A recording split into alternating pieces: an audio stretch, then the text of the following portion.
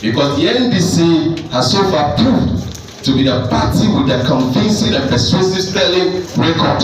No party can beat the NDC. I have not been invited here to pep up my colleagues here because I'm actually a student, level 200 student. But because of my experience, I would like to use this opportunity to tell my colleagues that the only party that can lift from the economy of this country is the NDC, and particularly with His Excellency John Dramani Mahama. I say this thing with the abundance of vehemence that it is only Mahama who can do this, because Ghana has never been blessed with this type of president before, and that is why some of us, he have never met me before. I think the only time I met President Mahama was 2006 when he was a member of parliament. That was the only time I had a chat with him. So please, if you are here, the NDC is the only formidable party that is deep in integrity, accountability, that takes responsibility for every mistake that they make. So please join the NDC. Don't be distracted or be bamboozled by some of these threats that come from the establishment. No, please. Nana, so I am a hard-hitting guy on the Kufuado. So the virtual footprint thing, how do I navigate my way?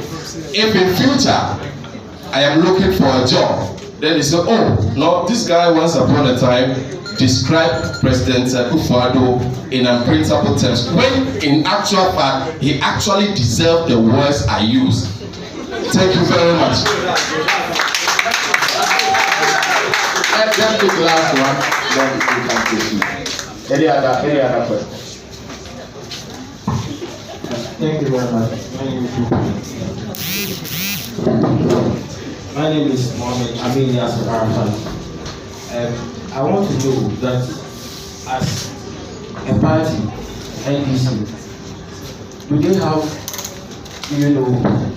an organization where you train upcoming politicians? Say, for example, you identify somebody who is good at communication. Is there any avenue in the party that adopts persons with that skills and then train them? Thank you. Okay, so I think that Comedians will take this question. Okay, so first of all, vision of the NDC for elections on campus. So my understanding is that you are talking about elections beyond TEIN, right? SRC, etc. So if you are going to contest for SRC, you must first of all have credibility. You must have credibility. That is the foremost thing. And therefore, you need to develop your leadership skills. So credibility will start from your own people. That is the TEIN people. But mind you, it's not only TEIN people who are going to vote for you to become SRC president. Other people, TESCOM people, non-TESCOM people, other people who are not even politically connected. So it is important that you show leadership in everything that you do. In our time, now I don't know how it works, but in our time, when I was contesting for SRC president, it had nothing to do with any of the parties. I just went on my own strength, and based on how people knew me, I crafted my campaign. Those days, it was extremely difficult. In fact, if you were in any way linked to the NDC, to win an election on campus. As of 1992 to 1996, not today. Very, very difficult. And I had a double problem where my mom was half Ellen. So they said, man, he's from Volta region. So what I did was, okay, my mom is Ellen, my father is Ashanti. So I went into the Ashanti Students Union, got some of the Ashanti Student Union executives to be part of my campaign, to neutralize that perception. So it all depends on the way you carry yourself. I am told that these days the campus politics has become extremely monetized.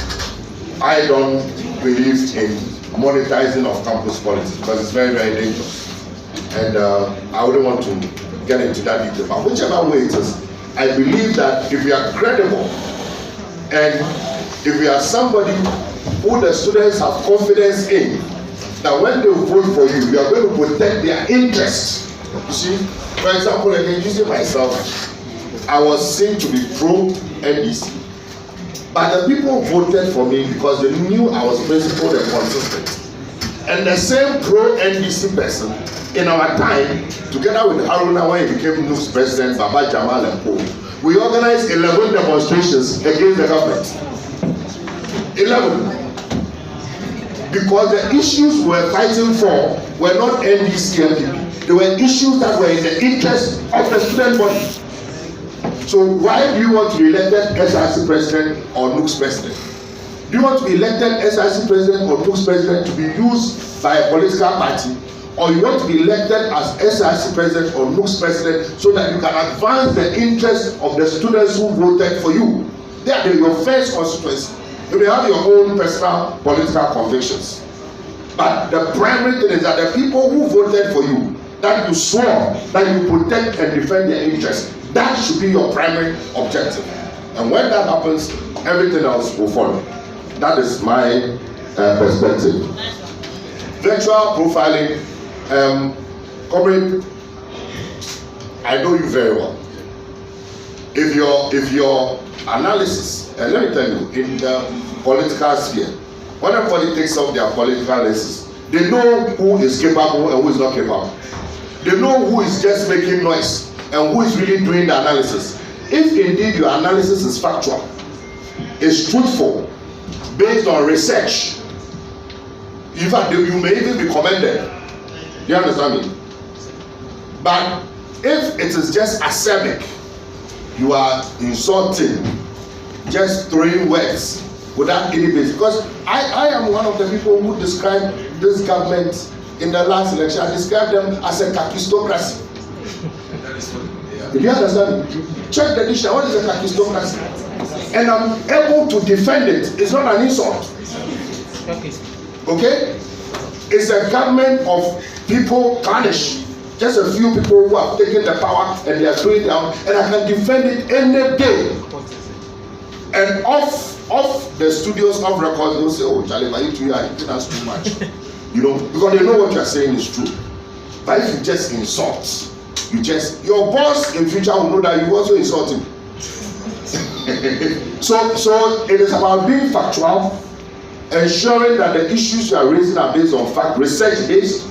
You know, being logical in your presentations, no matter how sharp it is. Any objective person, in future they will look at it and say, yes, this guy was a man of convictions. So we need to distinguish between speaking and advocating based on convictions, facts, research, and deep and thorough analysis, and just going out there and just, I don't want to give examples, but you know, there are people who just come on air, they are just, you know.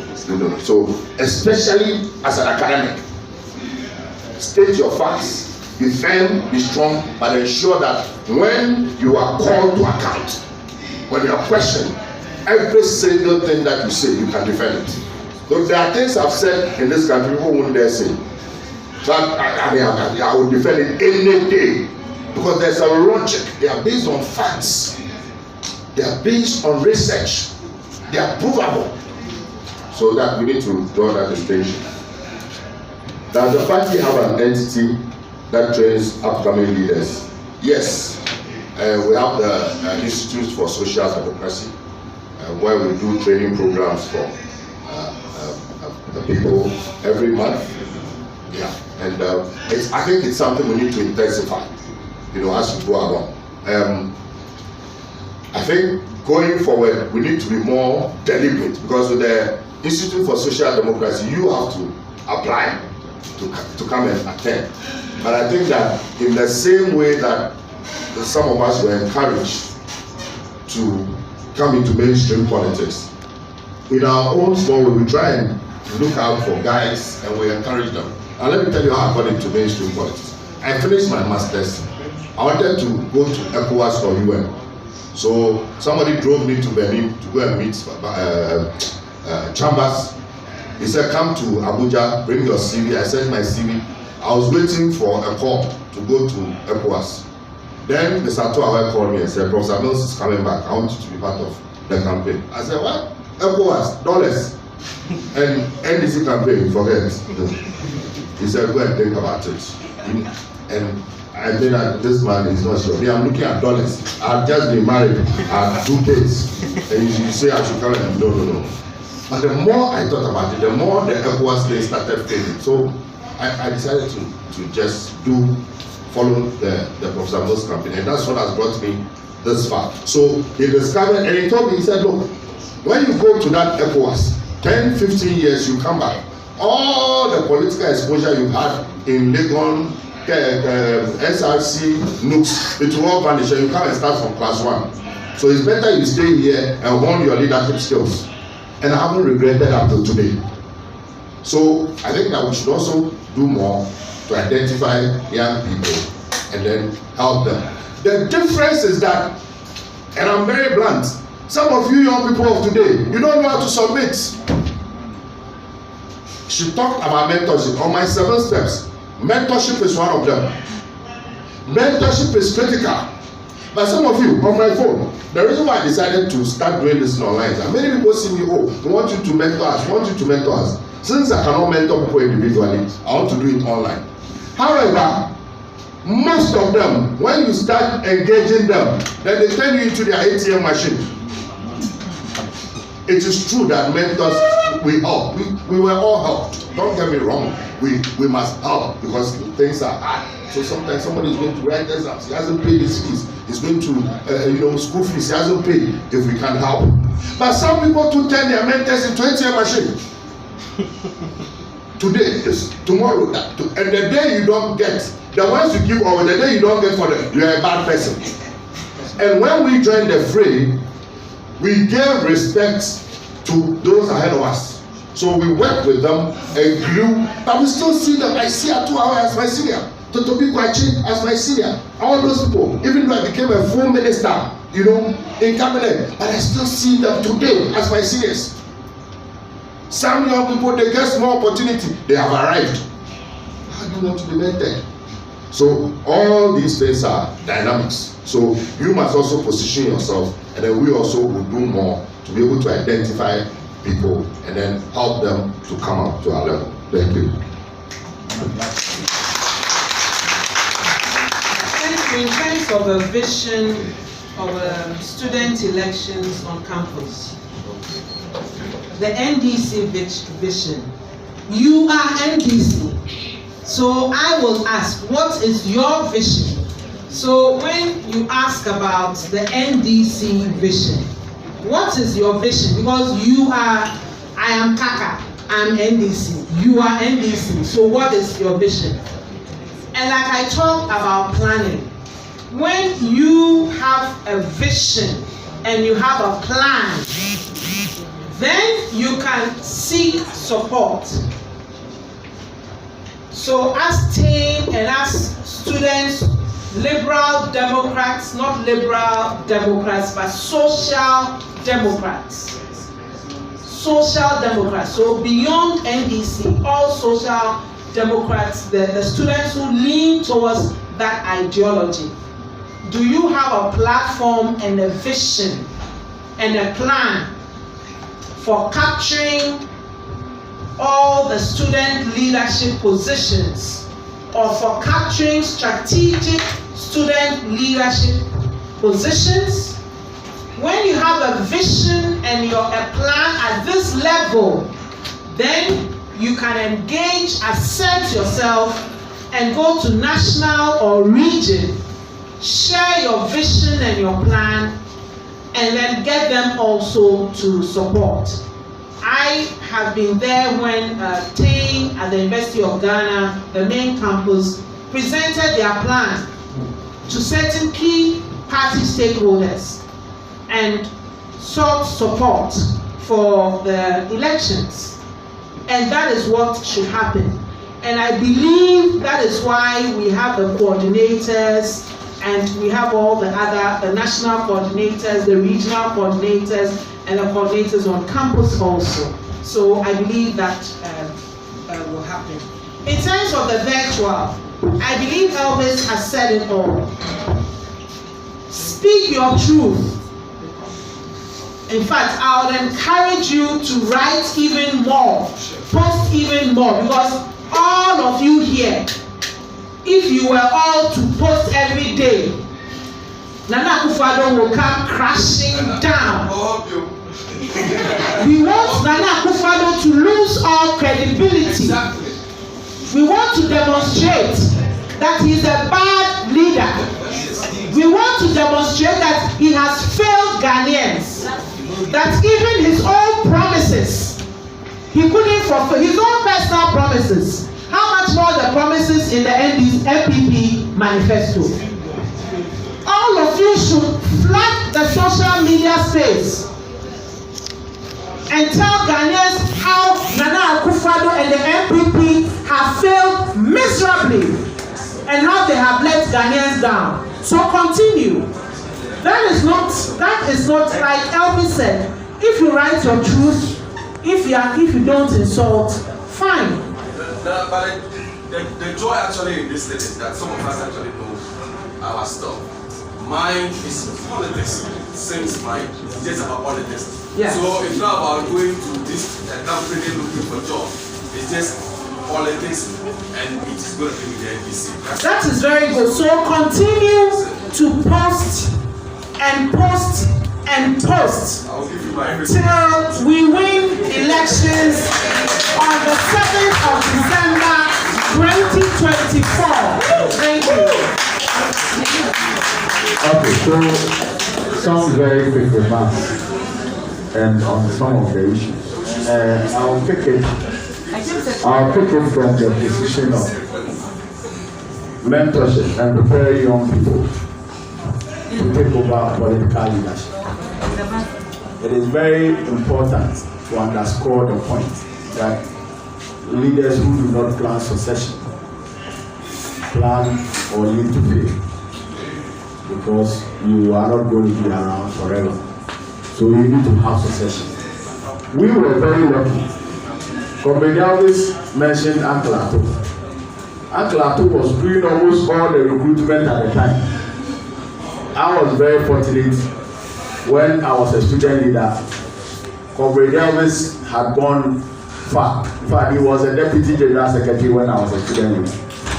And he was one of the first people that I started working with.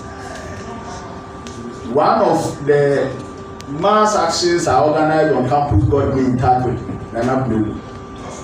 She got very excited about the way I do things. I got very close to her. That was the beginning.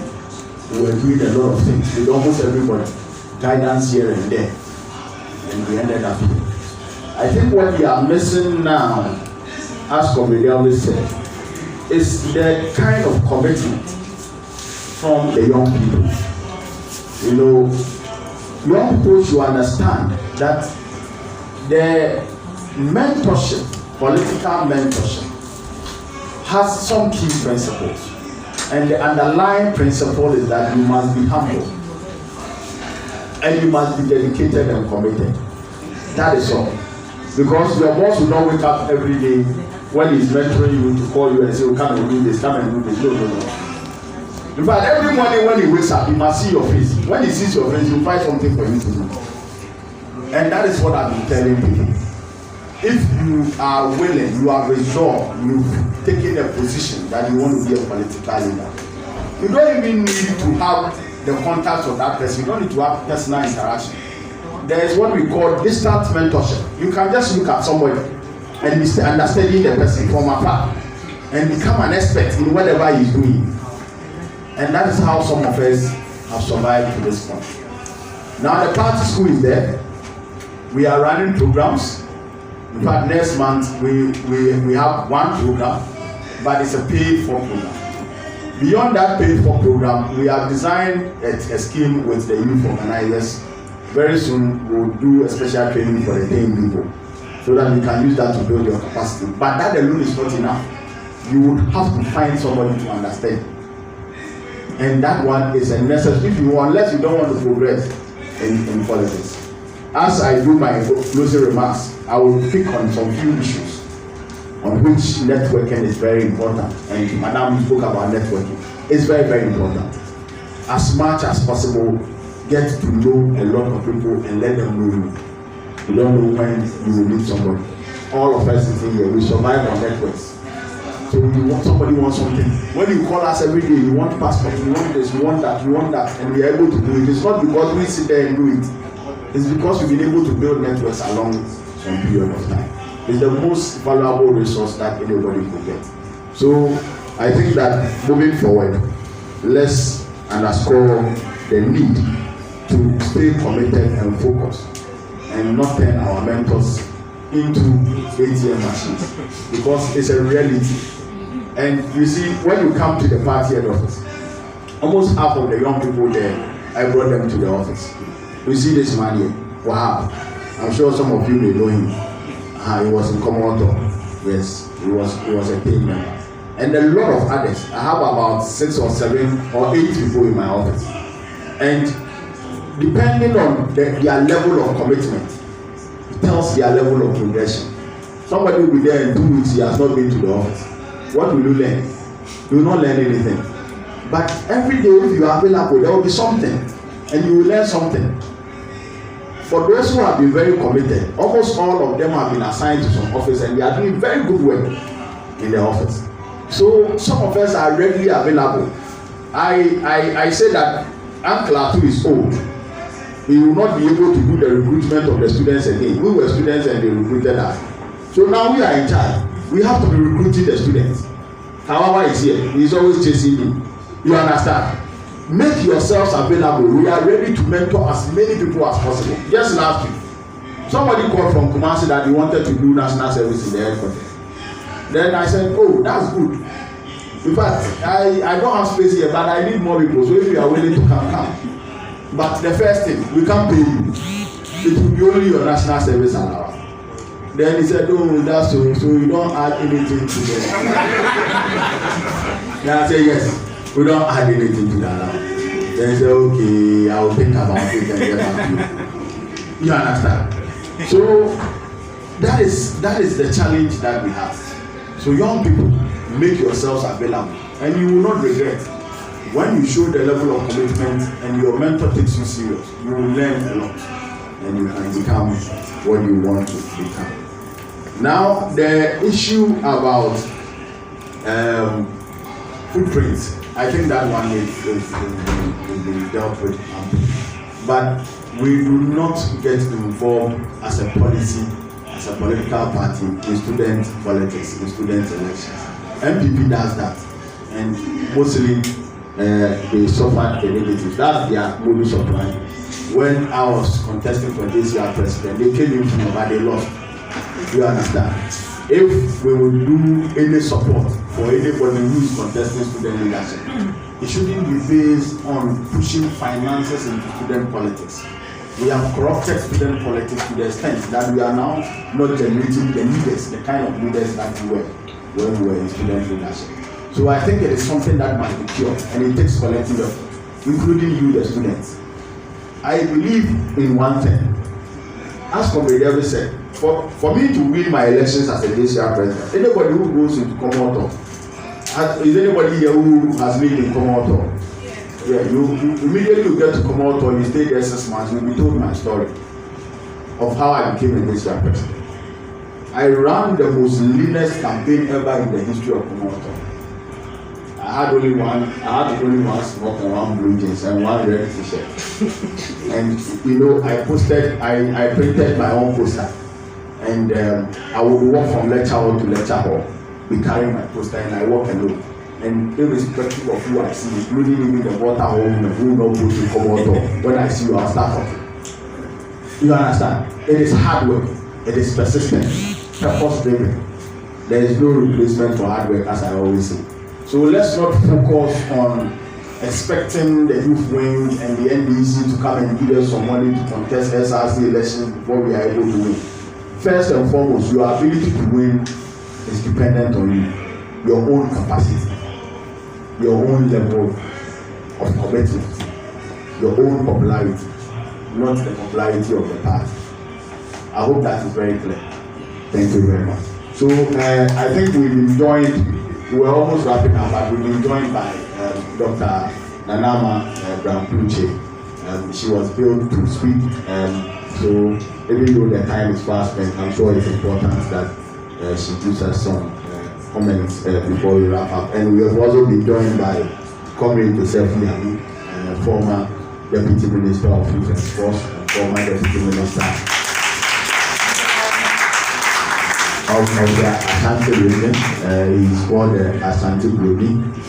Join us here.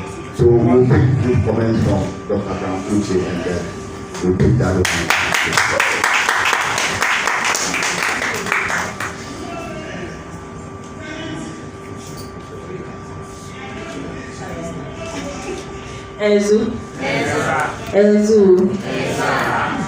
Forgive me for walking in late.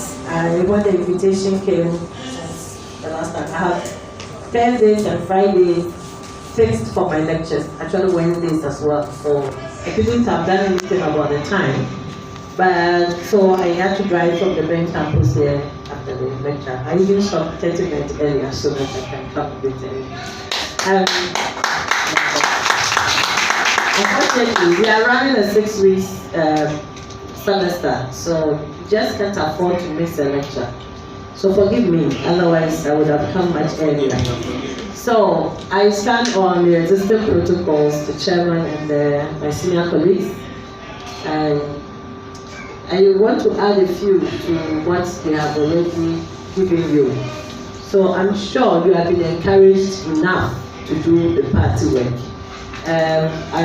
Since I came in, I heard about the leadership roles you have been encouraged to take up. I've also heard a lot from Honorable Bemba, also former minister. We should be assertive. Honorable Efiyankra also mentioned that we should get our facts. What I will add are 3 points. First of all, before you take up the leadership roles or positions on campuses, your GPA is checked. So which means that you have to take your academic work seriously.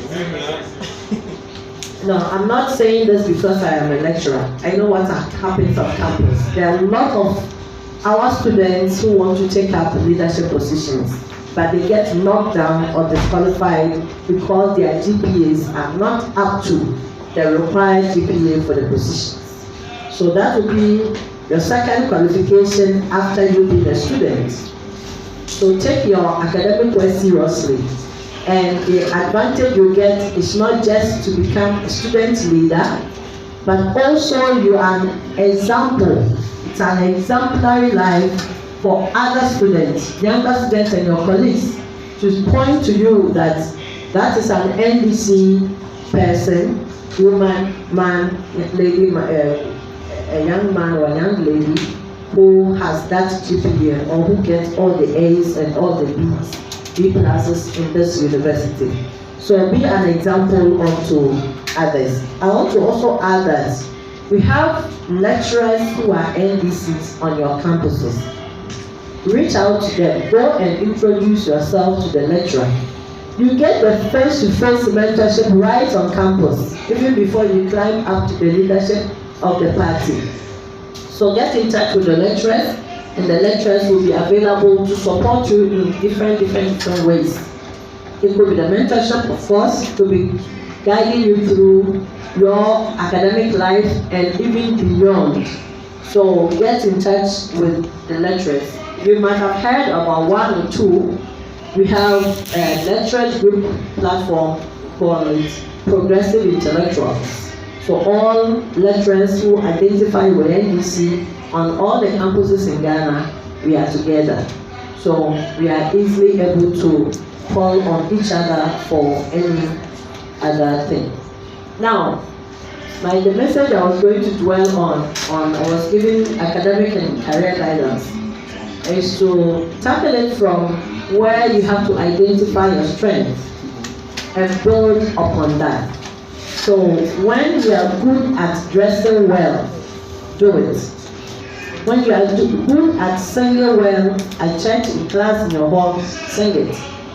If you are good with your academic work, do it. So what I mean to say is that identify your strength and be so people should look up onto you for that particular thing or two that you are good at. And every other aspect of your life can be developed through that strength, that single strength that you have. So I run an NGO for learning disabilities, for children with learning disabilities. So one of the things we do is to identify the strength of the child. So normally it's difficult for them to grab the academic work in class, but they may be very good in sports or very good with some other thing. Once you identify that strength and you develop it more, you see that the person becomes extra confident and the confidence improved, and it helps with other aspects. So you know that when it comes to sports, your name is mentioned. So which means that in class, even if you are not doing bad, you will not be feeling shy to say the words or to do the academic work the way you want to do it. And that's the confidence, you start building it from there. So you are not shy to say a thing even if you are wrong. You continue to say, and you know, for success, you keep trying and then it will come out.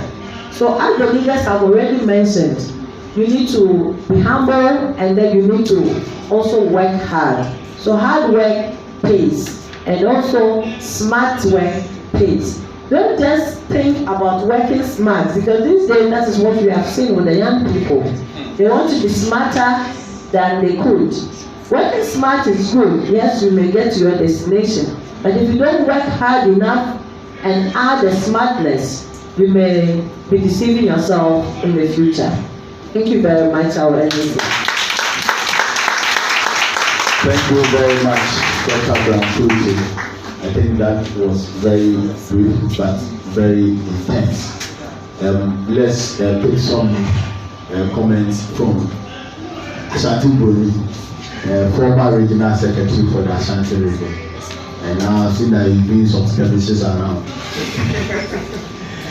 Honorable Joseph Yami, let's do some comments. Hey, Zu. You saw me having some chat with my deputy general secretary. Under normal circumstances, I'm not supposed to talk after my bosses have spoken. Honorable Elvis happens to be my boss when I was a deputy youth and sports minister. And once a boss, always a boss. Then our general secretary, deputy general secretary is around. My own minister is also sitting there. You didn't add that you used to be my boss. You and Elvis used to be my boss.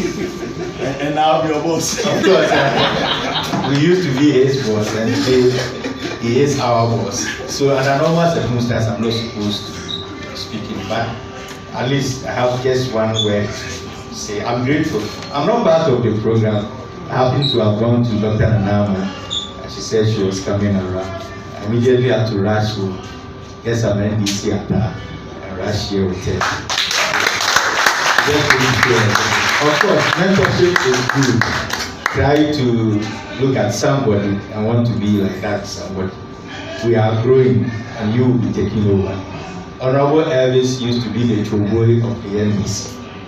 He is now aging. I'm not sure he will be able to do the Choboy with that energy again. He will be doing it, but he will need somebody like you to also take up from him. There are positive aspects of it. Look at who in the NDC you want to aspire to be like. And please don't go by what Honorable Elvis said. I want to see you. I was reading one here, somebody from Tapa. Honorable, you are my mentor. I want to see you. How do I see somebody from Tampa? Either I drive to Tampa or he drives here. Then I ask, I'm in Kumasi, say anywhere you are, I want to see you. Is that mentorship? The answer is no. Encourage us to mentor you and try to also learn from us. May God bless us all. Thank you. Good. So thank you very much, Comrade Yami. I think that at this point, since Samson is missing, my fellow Vanda, the MCU gets missing occasionally. Let me try and do my closing remarks, then we can take leave of this place. So by way of closing remarks, I would want to share something with you.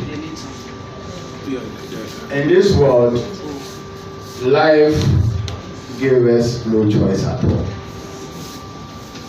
You don't have choices to make, and God in His wisdom decided to do it that way.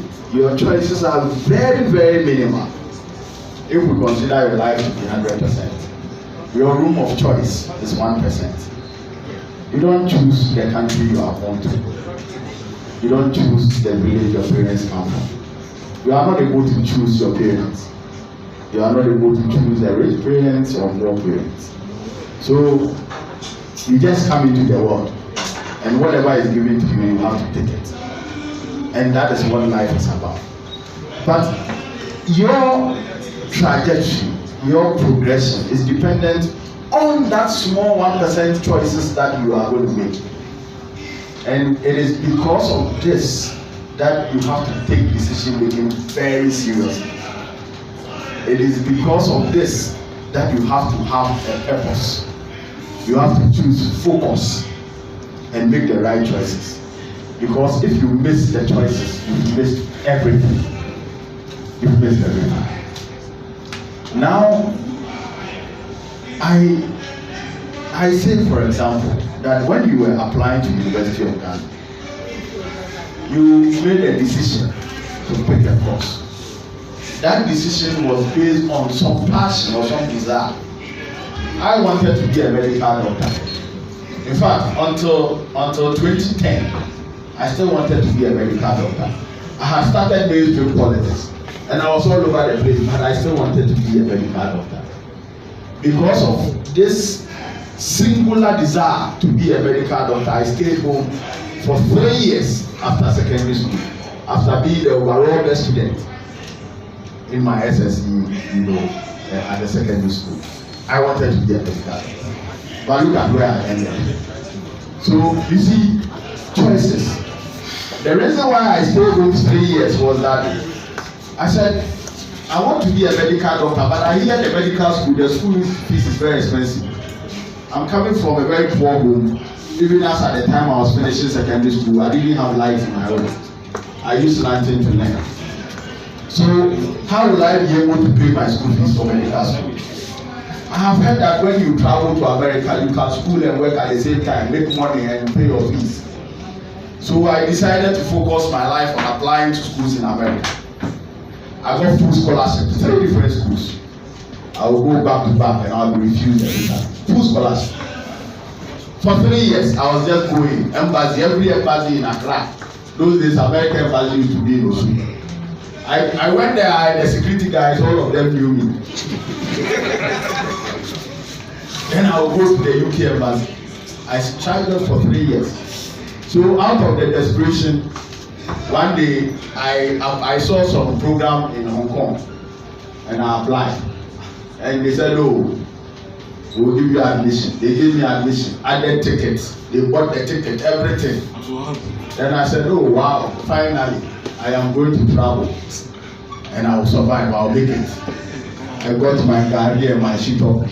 My mom had this highly peppericious shito that she's been doing. She did the shito and everything for me. Oh yeah, I'm going to Hong Kong. I got to the airport and there was this woman who was doing the check-in. She went through my things and then she said, I'm sorry, you can't go. Your ticket, you have to transit in Dubai and you don't have a Dubai transit visa, so I can't let you go. I said, ow! The people who gave me the ticket, they knew that I would go to Dubai, and usually they will add a transit visa. I'm transiting 1 hour. Me to have read every travel document at the time. Every travel document, because I just wanted to travel and do medicine. So I was arguing with this woman. We argued that, then finally they asked me to stand aside and they were attending. Then I was there, they said the counter has closed. So the Hong Kong didn't come. Of all my struggles, I had $30 in my pocket to go to Hong Kong. I didn't know how I ended up at home that night. The flight was 11 p.m. Before I woke up, it was in the morning, I was in the house. Then I decided to use my $30 to go and buy University of Ghana forms. Apply for medicine finally in Ghana and see how God will take it. I applied, admission came, they refused me medicine and biological science. They gave me an insight. Then I said, Wamundu. I make science in every prayer. Then in my church there was this woman, she used to teach here at City Campus. And she was teaching with one professor in the English department, Professor Anderson, you know her. Then she took me to Professor Anderson and she convinced me that, oh, you can still make it. After all, you have to do biological science 2 years before you go to the medical school. Even most of the people who do biological science, they don't give them the medicine. So go and do that, the medical animal science. When you finish, then you can go and do postgrad medicine. And I said, oh yes, so that's the treatment I will do. Then I started doing agric science. Listen to this guy. My first year, agric is the most difficult course on campus. Anybody will tell you. My first year, my GPA was 3.98.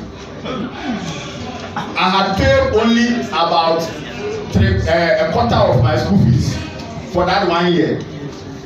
Throughout the 1 year. Immediately we came for second semester, I had full scholarship from University of Ghana. Full scholarship for the 4 years to pay my fees. Then just 3 weeks, I got a letter from Finatri. You know Finatri Foundation. I don't know whether they still exist. Then they said they will give me another scholarship. They added another scholarship. Every month I was getting 7 million Ghana cedis in addition. So you see, all of a sudden, the boy who was struggling wanted to go to America because he can self-survive. Everything has changed. But interestingly, in all this, whilst I was just focusing on academic, for some funny reason, when I sit by the book 2 hours, I'm able to consume like something after charging. You know, when we were charged, those who are in common, they know what I'm talking about.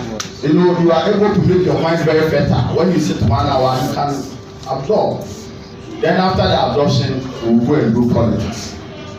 My student activism started the very week I entered into the University of Ghana campus.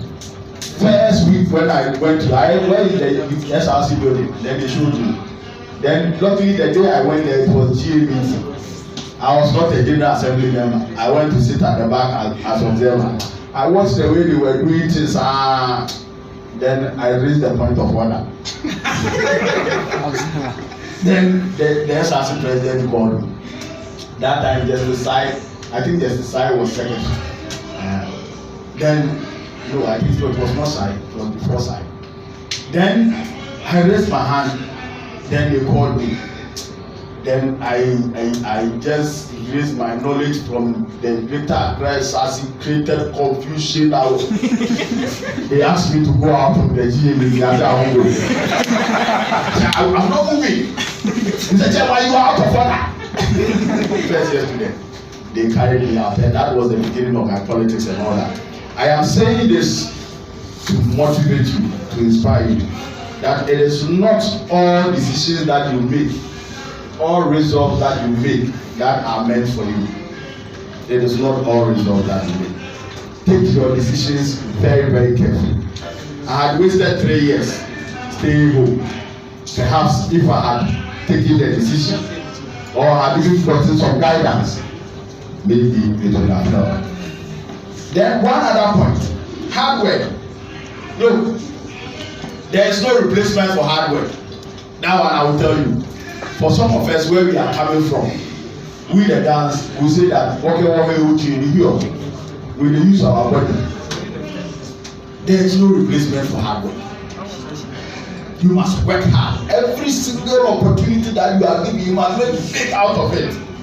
Look, small opportunities. Comrade Davis gave me opportunity. Small opportunity, I hold it, then I will do it very well. Next time you call me. There is no operational work that Comrade Davis will do that he will not call me. When he was made campaign manager in 2012, I was one of the first people that he called. Actually, let's do this. Almost most of the operations, standing men into market women, doing a lot of things. But you see, efficiency is very key. When you are hardworking, you stay focused, you become efficient, and you will succeed. Let's also look at personal development. They have made comments about personal development. You don't need to have a degree in something to be an expert in it. Not at all. In fact, what you need to succeed, as a human being is your ability, a simple ability to read and write. And you should be able to become anything in this world. Anything. I know a classmate of mine who got a free flight from France to Florida. You know what it means? When we wrote our SSE, free flight from France to Florida. He got F. He was a science student. In fact, he's one of the best award-winning journalists of today. People do not know. and when he speaks in impeccable English. You look at him and marvel. You watch him and admire. But he got free flight from France to Florida. I sat in the animal science class with a gentleman who also was getting free flight from France to Florida. In fact, until the last semester in our 4th year, he just abandoned school. He's now a medical doctor. He sat in the animal science class and could not pass. He's a medical doctor at Kwalebu. Don't laugh. Purpose. Focus. Persistence. He's a medical doctor. He is called. No, the name is funny, but I'm not mentioning the real name, but he has some other name. It's called Kadnashwa. He's a medical doctor. So you see, I am saying all this to inspire you that no matter the challenges that you go through, so far as you have some basic ability, you are able to build your tenacity and stay focused. You are bound to succeed. But once at it, remain flexible. Remain flexible. When you remain flexible, you will be able to do a lot. And when you go through difficulties, let it inspire you. Comrade Davis said that the finest beautiful jewelries and ornaments that you see did not come up by fluke. They went through fire, wildfire. You know the temperature of melting gold. When you fall into that level of temperature, you will completely sublime, you will melt. But you see, when the gold comes out, it looks very good, and that is life. Anytime you see anybody successful, anybody who has achieved greater things, that person has gone through the fire. You must be molded. The failure is part of the molding process. The difficulty is part of the molding process. The losing is part of the molding process. I know one gentleman who is also a famous journalist. He has contested all elections there is on campus and he never won. From class rep to association president to floor rep to everything, to JCR to SRC to NIPS back to back. He has never won a single election. But he is now a famous journalist. So as for me, how we say, persistence, consistency, but also when you realize you are losing too much, identify your strength and really focus on your strength. Then believe in yourself. Build networks. Build networks. When I was in Lagos, anybody I see, I tried to engage the person. I recall my very first week, my second week in Lagos. People were using mobile phones. Mobile phones had started coming at the time. Then I bought a SIM card. I didn't have a mobile phone. And you know what I did? When I meet the beautiful women from Waterhall, I would just approach them. Hello, I am Peter. I really need to do some call. But I have a SIM card, I don't have a phone. Can I kindly touch your phone and do the call? That is the beginning of conversations. And I made a lot of friends out of it. Networking. Now, there is no institution in Ghana that I don't know somebody from. Mostly our colleagues from Lagos. And I tell you very, as you sit here, you are the same people you are going to meet out there. The faces you are seeing is the same faces that you are going to meet. Look, when you cut across the political space and go into the MPP, they are the same faces we were together. Myself and Samia Ogu slept in one room. In fact, I was his SRC campaign manager. Then you know what happened. When at the peak of the campaign, when we were just about filing, then I have been told that it is the MPP that is sponsoring him. But as campaign manager, he just bring the money and we deploy and we do our propaganda and we go. So one night we were supposed to go to Waterhall. Then I had waited for him at the water runabout for a long time. He said he was engaging some people in the Lagos Hall, so he had been standing there. Then somebody gave me a hint that he's having a meeting with some people at the comms department. Those who know main campus very well. The comms department, there's no light. There's a dark corridor. So I just went there and peeped. Then I saw Atifa, Gabia, and they were having a meeting there. I said, oh, Master, why you said I should wait for you. You don't know you are having meeting with MPP people. Okay, fine. We'll see. The next day, I got a candidate to contest Samia Ogu. In fact, I went straight to Lord Hammer's room. Then I called two of our drafting friends, including DM of Uriata, one of Fuado's nephews. Then we convinced Lord Hammer to contest. Then we went to Desperados. We went to drink after that same evening. Then boom, we started. Lord Hammer for SRC president, Lord Hammer for. Within 2 weeks, Lord Hammer was the most popular candidate on campus. We went to elections and there was no SRC president. Samia Ogu never became SRC president. In fact, that day that period was when we vandalized the union building, broke down the sandboard, messed up everything. We didn't have SRC leadership. So you see, we know ourselves. We know our abilities. Now he is national organizer for MPP, and I'm deputy general secretary of NGC. So it is going to be like that. The man sitting here, where is he? He's gone. You will meet him somewhere.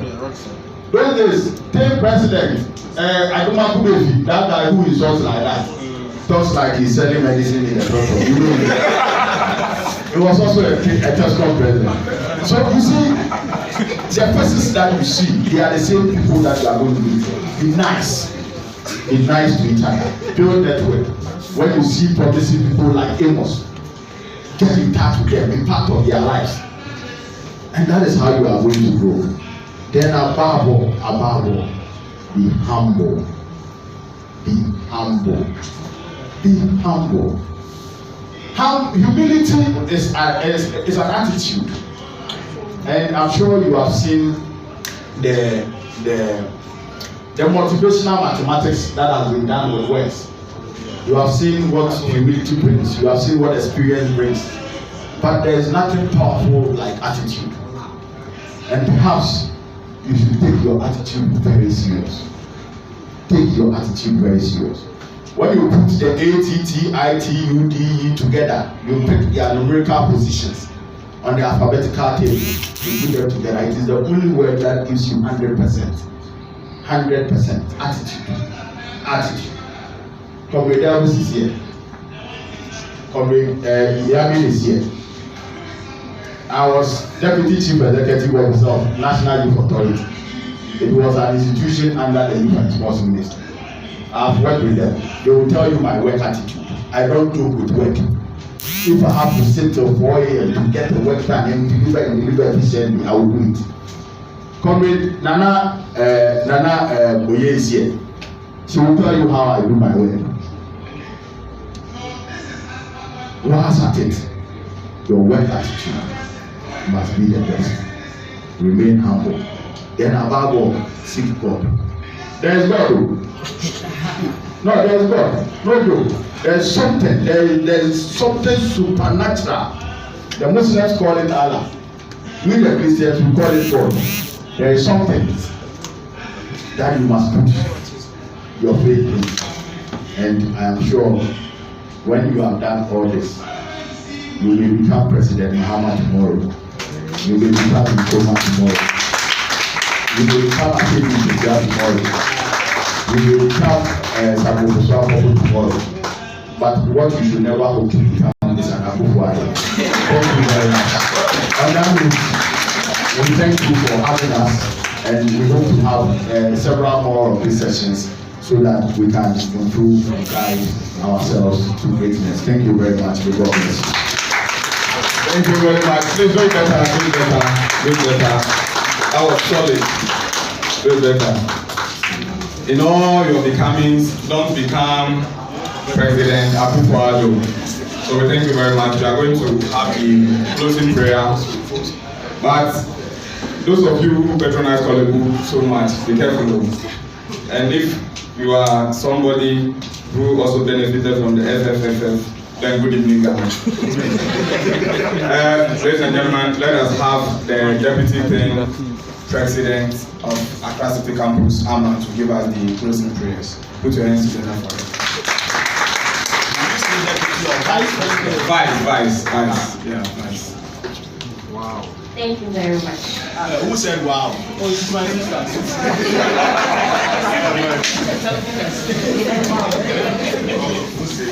Okay, point of correction. I'm called Amina. Yes. My name is Abdurrahman Amina, and I'm the Vice President for TEIN, Accra City Campus. I'm here to give the vote of thanks. First of all, let's thank Almighty Allah for making this occasion a successful one for us. My next thanks goes to the chairperson and all our speakers for gracing this occasion. I know they are very busy people, but they have been able to make time of their busy schedules to be here with us. Thank you so much. My next thanks goes to the Deputy Regional Youth Organizer and then the team coordinators for also being here with us. Thank you so much. Next thanks goes to the TESCOM representatives. Thank you for being here. I would also like to thank the organizers of this program. You did a really wonderful job. God bless you. Final thanks goes to all of you. Without you, this occasion wouldn't have been a successful one. Thank you. Thank you very much, and thank you to me, myself, and I for being the MC of the day. Special acknowledgements going out to one of our comrades, Wahab, fellow Vandals, and also we have TEIN